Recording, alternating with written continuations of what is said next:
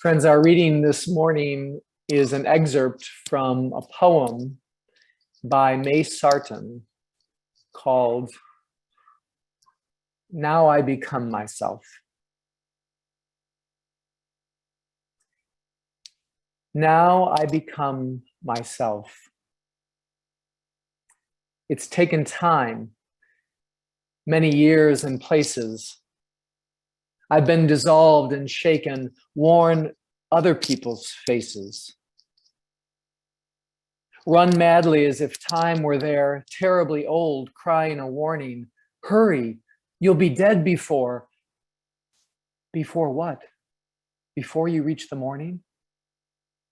Or the end of the poem is clear, or love safe in the walled city?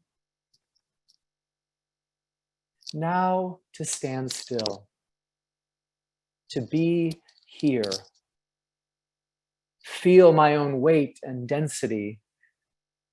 The black shadow on the paper is my hand. The shadow of a word, as thought shapes the shaper, falls heavy on the page, is heard.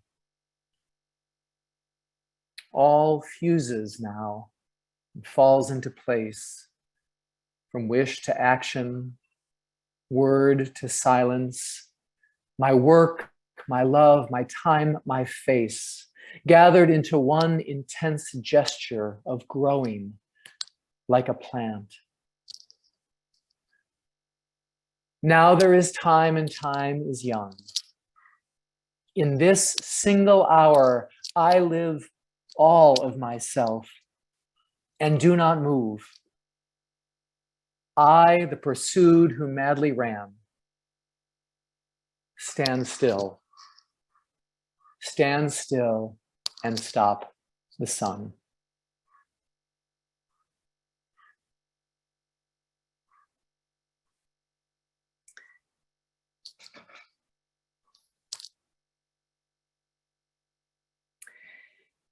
In the Hasidic Jewish community, a story is told about a rabbi from the old country named Zusia. Zusia was a beloved rabbi, a good and faithful leader of his people. But no matter how beloved he was, no matter how faithfully he served his flock, Zusia never felt like it was enough. He always felt as though he'd fallen short. Then one day, Zusia had a dream that changed him so profoundly, he felt he just had to share it with his people. So he went to them and he said to them, "My friends, I have had a revelation. In a dream, I have learned the question that the angels will ask me when I die." The people were amazed and eager to hear what the rabbi had discovered. "What is it, Rabbi? What question will the angels ask you?" "In my dream, I discovered that when I die, the angels will not ask me, 'Zusia, why were you not Moses, delivering your people from slavery?'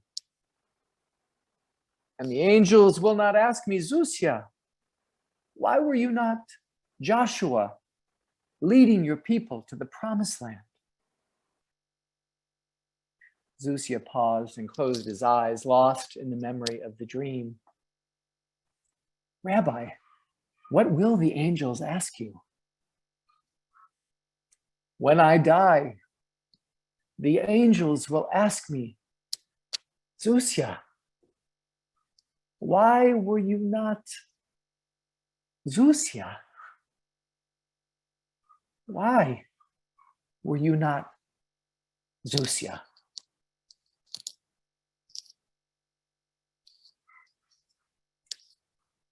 My message this morning is called "Be Who You Are."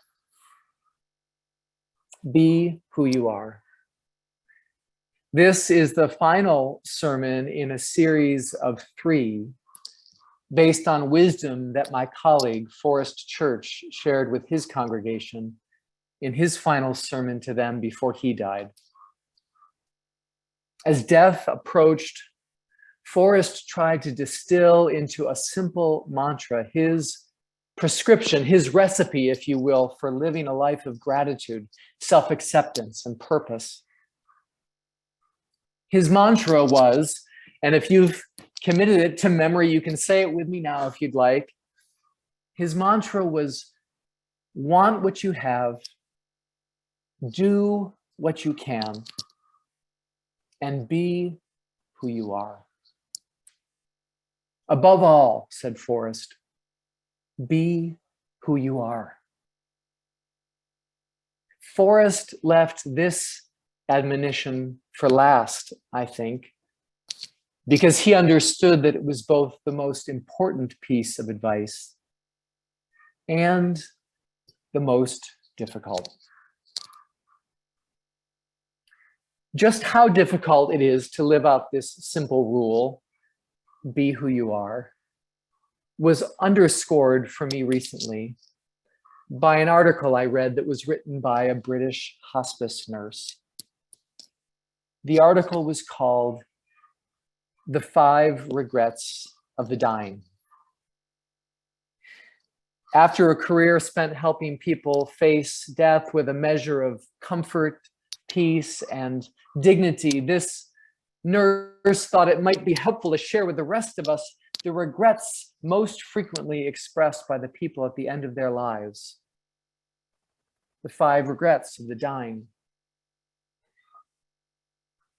The contents of this list might not surprise you. I wish I hadn't worked so hard, was on the list. And so was, I wish I'd stayed in touch with my friends. And I wish I'd just let myself be happier. But in the experience of this hospice nurse, by far the most common regret of the dying is, I wish I'd had the courage to live a life true to myself and not the life others expected of me. Be who you are. I know this wisdom didn't come easy to my colleague Forrest. He was someone who could probably relate to the pressure that our old Rabbi Zusia felt to live up to the high expectations of his ancestors. Forrest's maternal grandfather, you see, had been governor of the state of Idaho. And his father, Frank Church, was the United States Senator from Idaho who gained fame for his opposition to the Vietnam War and who ran for the Democratic nomination for president in 1976. Following in the wake of these accomplished ancestors, it wasn't easy for a young man like Forrest to blaze his own trail. Politics was the family business, and the pressure to run for office was strong. But ultimately, Forrest, like all of us, had to discover his own calling, his own path.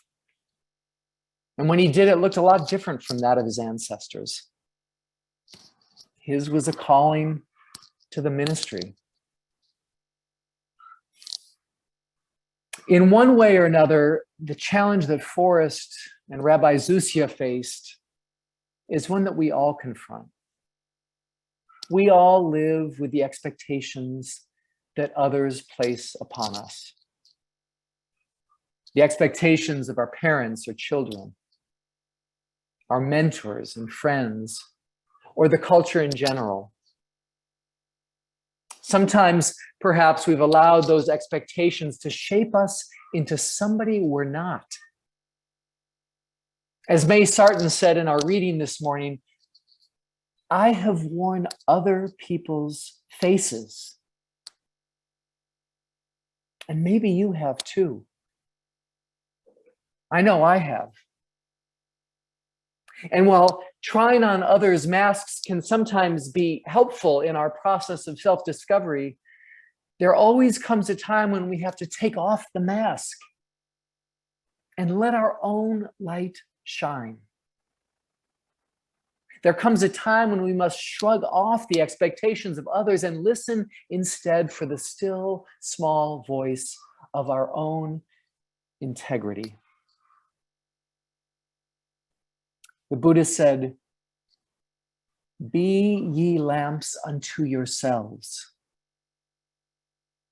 Be your own confidence. Hold to the truth within yourselves as to the only lamp."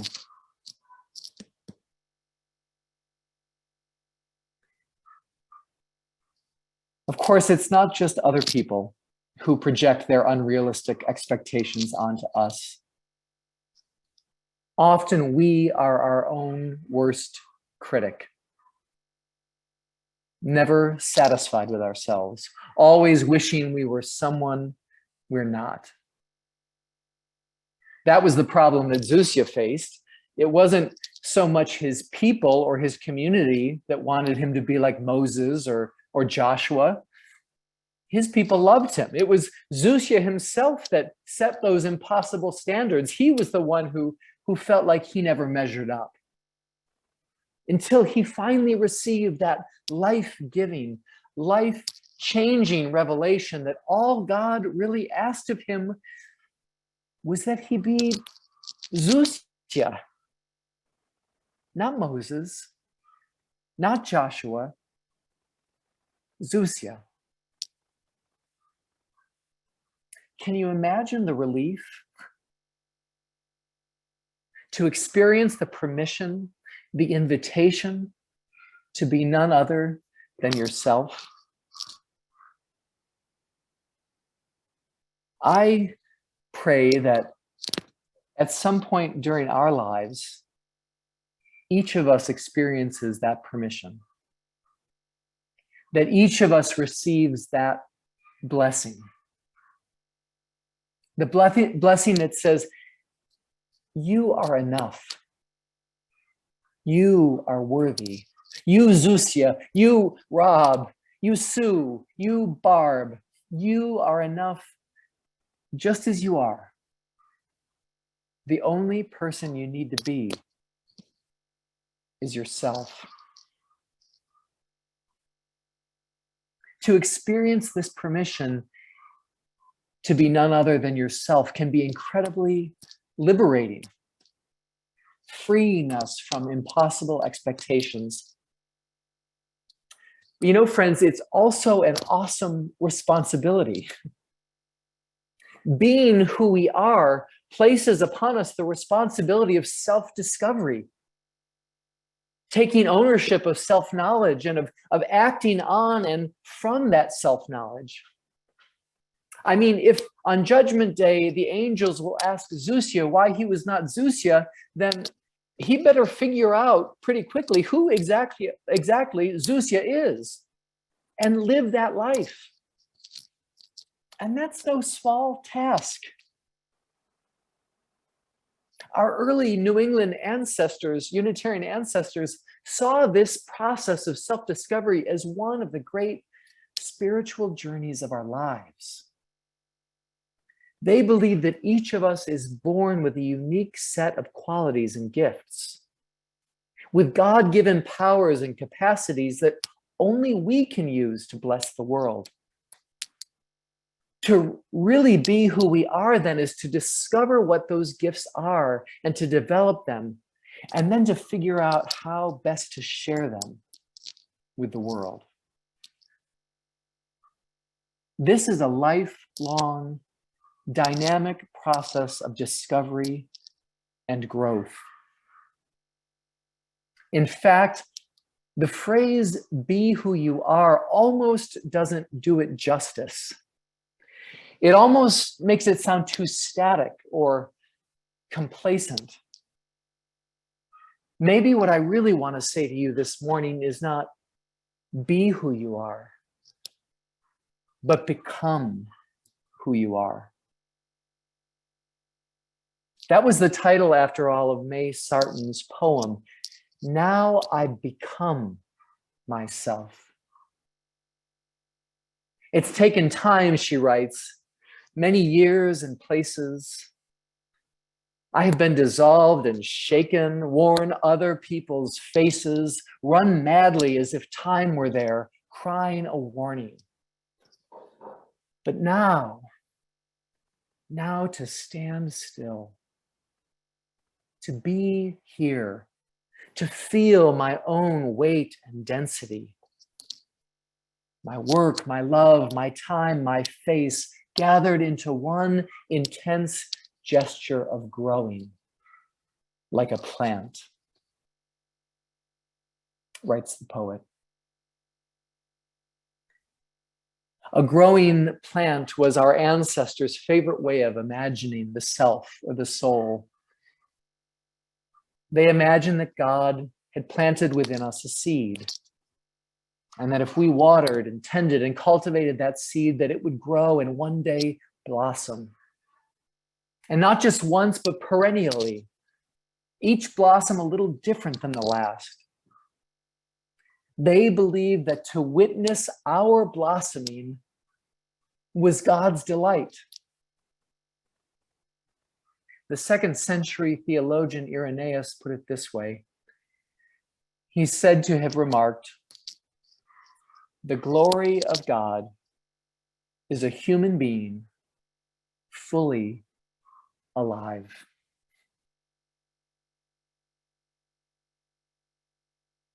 So this journey of self-discovery will lead us deep inside ourselves, right? To become who we are, we must listen to our heart's desire, listen for the still small voice within, notice what brings us joy and purpose. Our ancestor Thoreau famously likened this process of self-discovery to finding our life's rhythm. He asked, "Why should we be in such desperate haste to succeed and in such desperate enterprises? If a man does not keep pace with his companions, perhaps it is because he hears a different drummer. Let him step to the music which he hears, however measured or far away." For Thoreau, becoming who we are meant discovering and dancing along to the music of our life. Friends, what music do you hear? What practices allow you to listen for the music of your life? To hear that distant, different drummer? And what, if anything, is preventing you from dancing?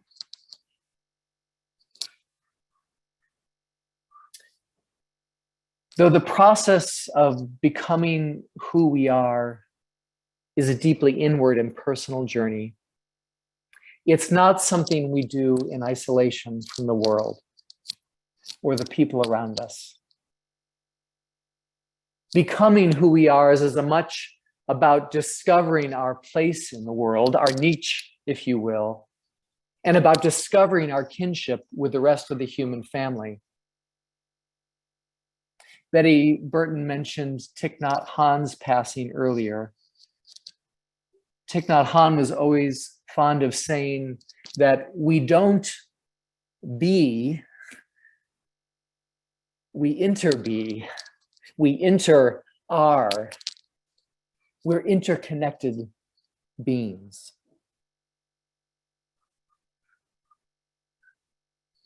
The author Frederick Buechner makes a similar point in writing about our vocation. He says that the process of discovering our vocation, discovering our calling in the world, is about finding the place where, in his words, our deep gladness meets the world's deep hunger. That's his definition of vocation, where our deep gladness meets the world's deep hunger. That place, that sweet spot, if you will, that's where we become who we truly are. And it's not as though only one such place exists, And if we're not there, we can't become who we are. His point is that we can find that place wherever we are and in whatever stage of life we're in. As long as we do two things. As long as we look inward to discover our heart's desire, and as long as we look around to see where we can be of use.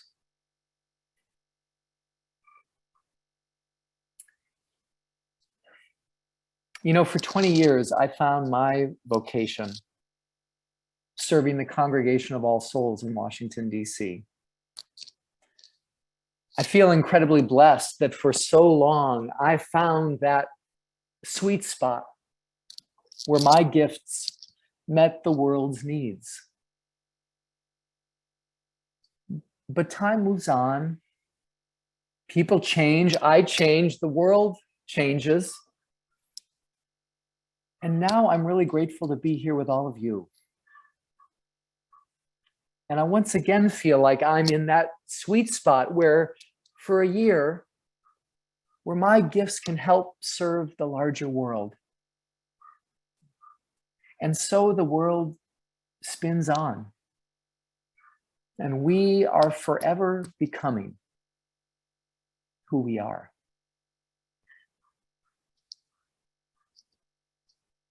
So want what you have. Do what you can. And be who you are. On the surface, simple advice. But surfaces can be deceiving. When we unpack them, each of these statements offers us an invitation to live a life of gratitude, a life of self-acceptance, a life of quiet but clear purpose. May this life and may these simple blessings be ours in abundance. Amen.